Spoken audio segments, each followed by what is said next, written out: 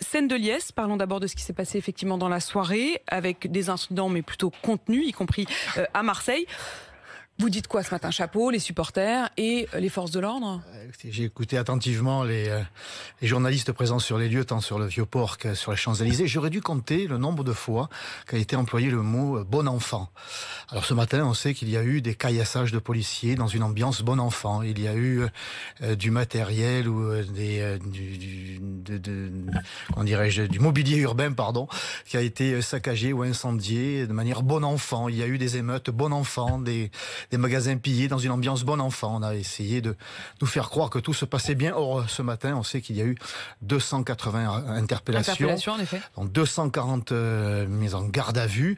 Voilà la réalité de la situation. On est bien d'accord qu'il s'est passé des choses, mais pour autant, quand on voit notamment tout au long de la semaine, on va y revenir, vous avez quand même presque anticipé, gonflé ce qui allait se passer.